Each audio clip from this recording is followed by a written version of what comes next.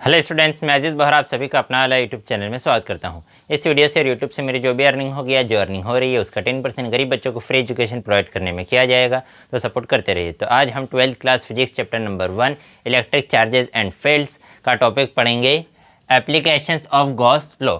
इसी में हमारा सब टॉपिक रहेगा field due to an infinitely long straight uniformly charge wire. इस टॉपिक को मैं बहुत ही अच्छे से, बहुत ही इजी वे में एक्सप्लेन करने वाला हूं, इसलिए इस वीडियो को पूरा देखिएगा।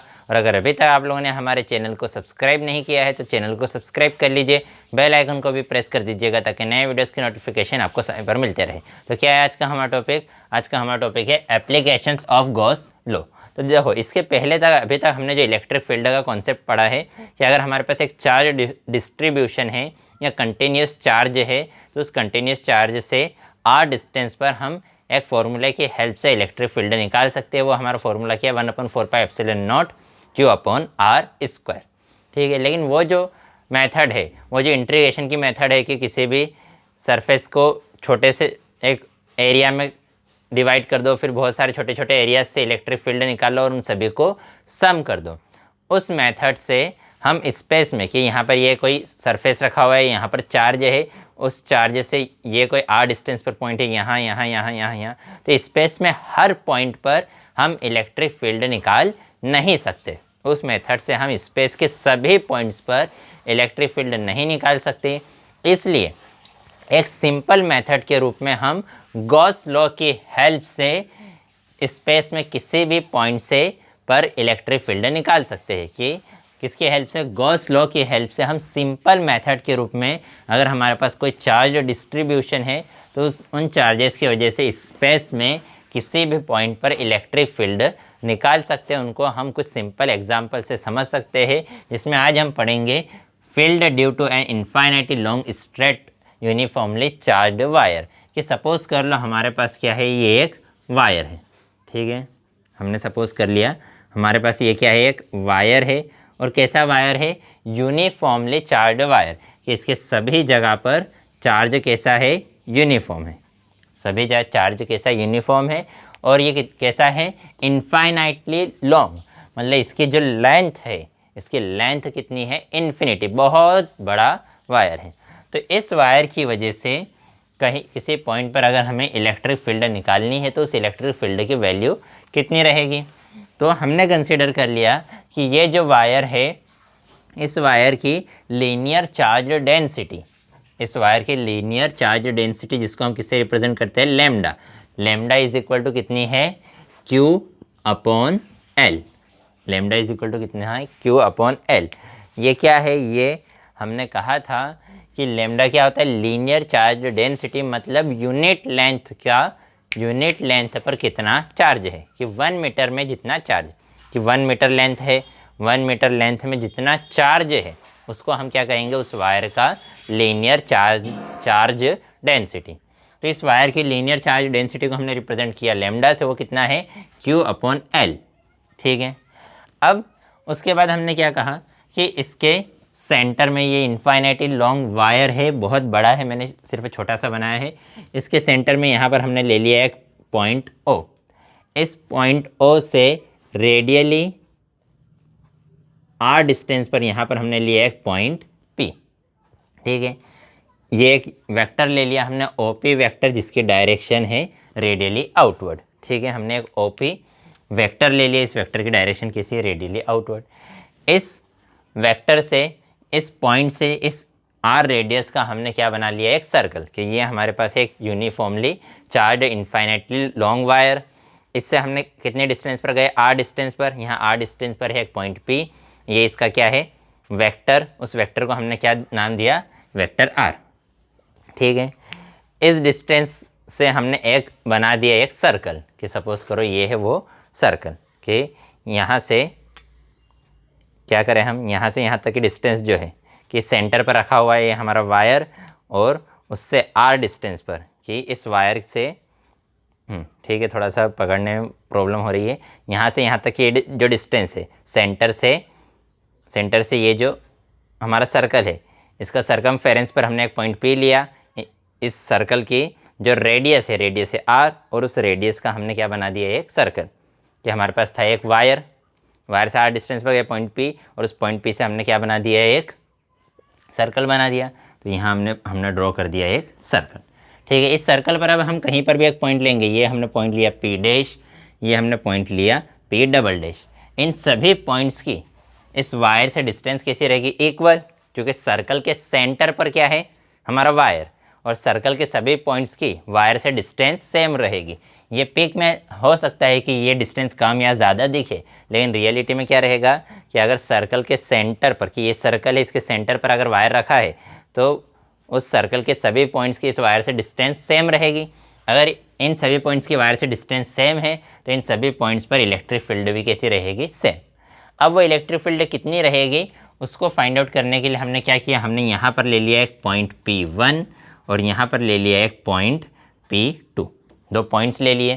ठीक है, इन दोनों पॉइंट्स की हमने डिस्टेंस कंसिडर कर ली कि O से P1 की डिस्टेंस और O से P2 इन दोनों की डिस्टेंसेस सेम है। P1 यहाँ पर भी चार्ज है, यहाँ पर भी चार्ज है, तो इस यहाँ पर जो चार्ज है उसकी वजह से इस पॉइंट पर जो इलेक्ट्रिक फील्ड है उसकी डायरेक्शन ये है। ठीक है, यहाँ पर जो चार्ज है इस पॉइंट P2 पर, यहाँ पर जो चार्ज डिस्ट्रीब्यूशन है उस चार्ज डिस्ट्रीब्यूशन की वजह से पॉइंट P पर जो इलेक्ट्रिक फील्ड है उसकी डायरेक्शन ये है। ये पॉजिटिव चार्ज है तो इलेक्ट्रिक फील्ड आउटवर्ड रहेगी, पॉजिटिव चार्ज है इलेक्ट्रिक फील्ड आउटवर्ड रहेगी। If lambda is greater than 0 तो इलेक्ट्रिक फील्ड क्या रहेगी, लैम्डा 0 है, 0 से बड़ा है। लैम्डा 0 से बड़ा कब रहेगा, जब जो Q है वो क्या हो, पॉजिटिव। Q अगर पॉजिटिव है तो लैम्डा की वैल्यू पॉजिटिव रहेगी, लैम्डा की वैल्यू पॉजिटिव है तो हमें पता है पॉजिटिव चार्ज की वजह से इलेक्ट्रिक फील्ड क्या रहती है, आउटवर्ड। तो if lambda is greater than 0, कि 0 से बड़ा है तो इलेक्ट्रिक फील्ड क्या रहेगी, रेडियली आउटवर्ड। और अगर Q नेगेटिव है, Q की वैल्यू अगर नेगेटिव है तो ये वैल्यू अगर नेगेटिव है तो ये नेगेटिव वैल्यू मतलब 0 से छोटा। तो अगर चार्ज नेगेटिव है मतलब if lambda is less than 0, कि अगर लैम्डा 0 से छोटा है तो नेगेटिव चार्ज की वजह से इलेक्ट्रिक फील्ड रेडियली इनवर्ड, तो इलेक्ट्रिक फील्ड कैसी रहेगी, रेडियली इनवर्ड रहेगी। ठीक है, अब हमने क्या कहा कि इस पॉइंट की वजह से इलेक्ट्रिक फील्ड रेडियली आउटवर्ड इस डायरेक्शन में है, इस पॉइंट की वजह से इलेक्ट्रिक फील्ड इस डायरेक्शन में है। अब हमने कंसिडर कर लिया ये एंगल है थीटा, ये एंगल है थीटा। तो उस इलेक्ट्रिक फील्ड को हम दो कंपोनेंट्स में डिवाइड करेंगे कि इस इलेक्ट्रिक फील्ड का थीटा वाली डायरेक्शन में कंपोनेंट आ जाएगा कोस थीटा, और इस वाले डायरेक्शन में कंपोनेंट आ जाएगा साइन थीटा। इस डायरेक्शन में कंपोनेंट आएगा ए कोस थीटा, इस डायरेक्शन में कंपोनेंट आएगा ए साइन थीटा। इसी टाइप से इस वाले इलेक्ट्रिक फील्ड का भी थीटा वाली डायरेक्शन में कंपोनेंट आ जाता है ए कोस थीटा, और इधर कंपोनेंट आ जाएगा ए साइन थीटा।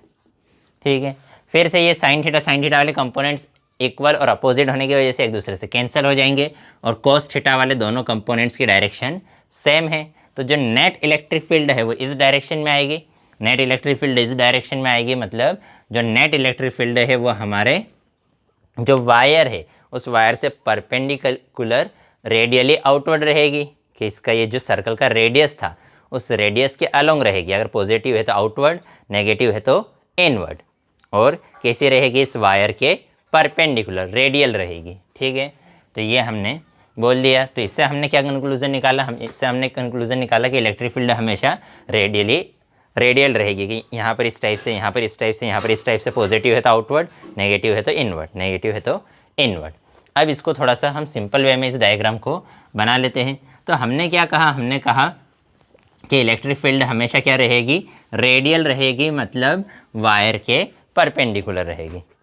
अब हम बोल रहे हैं कि ये जो हमारा वायर है ये कैसा है, इनफाइनाइटली लॉन्ग, मतलब इन्फिनिटी लेंथ है, इसकी लेंथ बहुत बड़ी है।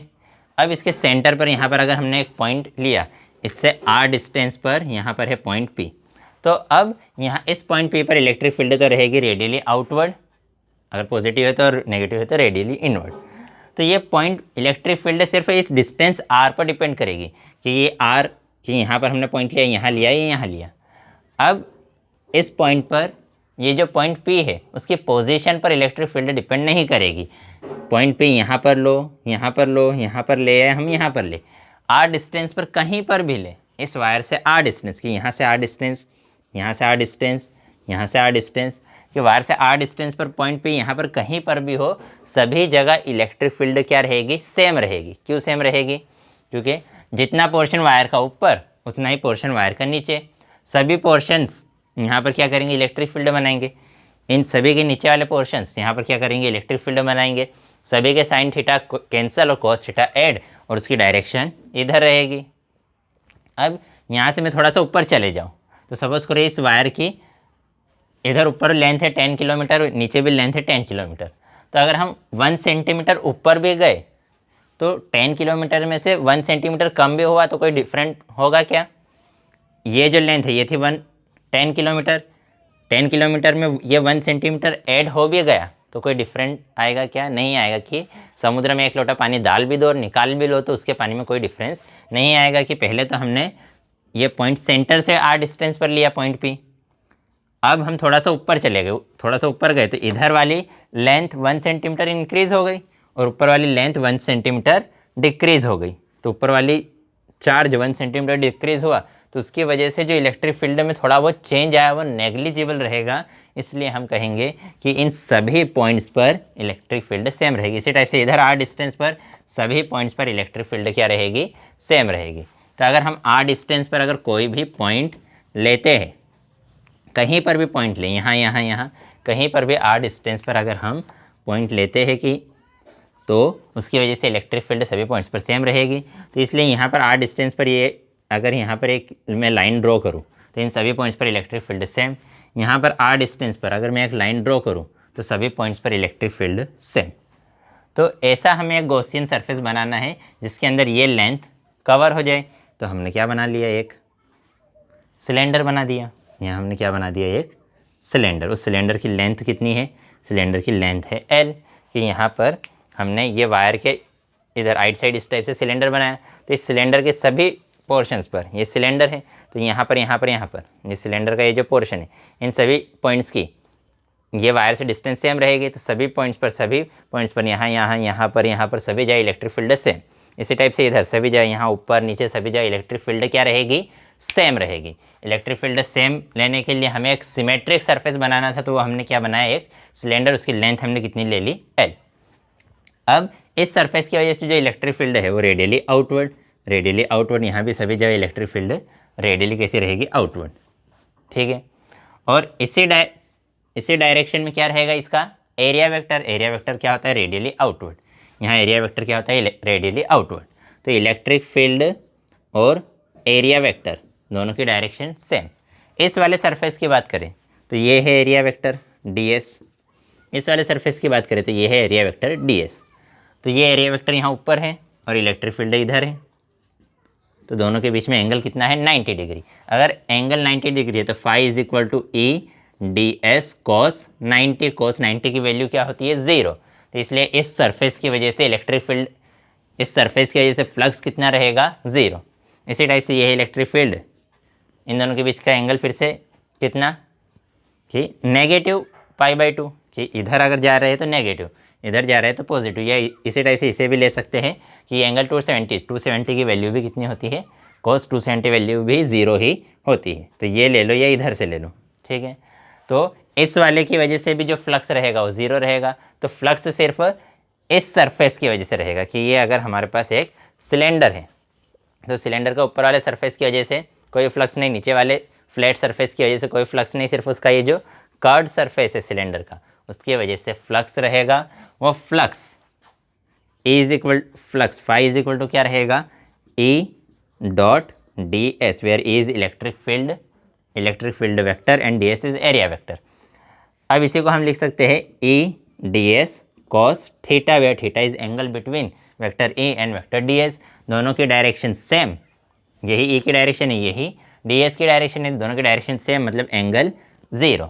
cos 0 की वैल्यू 1, तो इस पूरे की वैल्यू तो हो जाएगी 1। तो ये वैल्यू आ जाएगी E ds इज एरिया। तो ये जो कर्व्ड एरिया है, ये जो हमारा सिलेंडर है इसका ये जो कर्व्ड एरिया है, ये एरिया क्या होता है, सरफेस एरिया। इसकी वैल्यू होती है 2πrl, curved surface area of cylinder. कि सिलेंडर का ये जो कर्व्ड एरिया रहेगा, उसका एरिया कितना होता है, 2πrl। ये कैसे आया कि एक सर्कल बना है, सर्कल का सरकमफेरेंस होता है 2πr ऐसे ऊपर तक गए, कहाँ कितने लेंथ तक गए, L लेंथ तक। तो 2πr में एल मल्टीप्लाई, तो फाई कितना आया E 2 पाई आर एल, इसको दिया equation number 1। But Gauss law से हमें पता है कि फाई इज इक्वल टू क्या होता है Q upon epsilon naught, where Q is charge. ठीक है, तो चार्ज यहाँ से हम निकाल सकते हैं, ये एल यहाँ डिवाइड में इधर जाकर मल्टीप्लाई में हो जाएगा, कि जो नीचे होता है वो इक्वल टू के उधर जाकर ऊपर, तो lambda L is equal to कितना आ जाएगा क्यू, कि ये एल इधर डिवाइड में था इधर आकर मल्टीप्लाई में, तो क्यू के स्पेस पर हम लेमडा एल लिख सकते हैं क्या, तो फाई इज इक्वल टू कितना आ जाएगा लेमडा एल अपॉन क्यू, इसे दे दिया मैंने equation number 2। Equation 1 and equation 2 ये कहाँ से लेकर आए, गॉस लॉ से, और ये हमारा सिंपल जो फ्लक्स की डेफिनेशन है उससे लेकर आए हम। तो इन दोनों के left hand side equal, equation 1 और इक्वेशन 2 दोनों के लेफ्ट हैंड साइड्स इक्वल है, तो राइट हैंड साइड भी क्या हो जाएंगे इक्वल, तो from equation 1 and 2 E 2 pi R L is equal to कितना आ जाएगा लेमडा एल अपॉन क्यू, ये वैल्यू आ जाएगी, इस एल से ये एल क्या हो गया कैंसिल, ये 2 पाई आर, ठीक है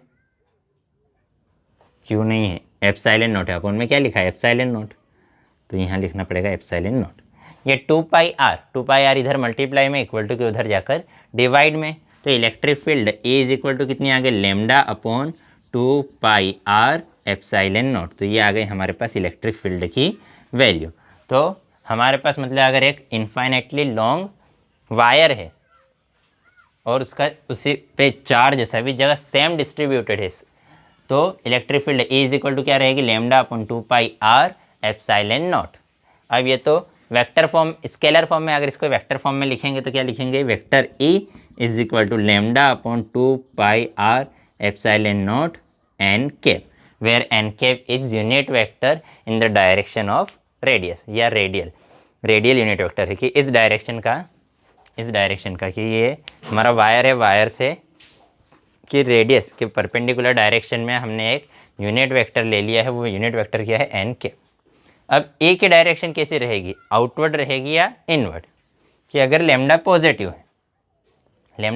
है तो ए की डायरेक्शन वही रहेगी जो एन कैप की डायरेक्शन है, तो एन कैप की डायरेक्शन हमने ली है रेडियली आउटवर्ड।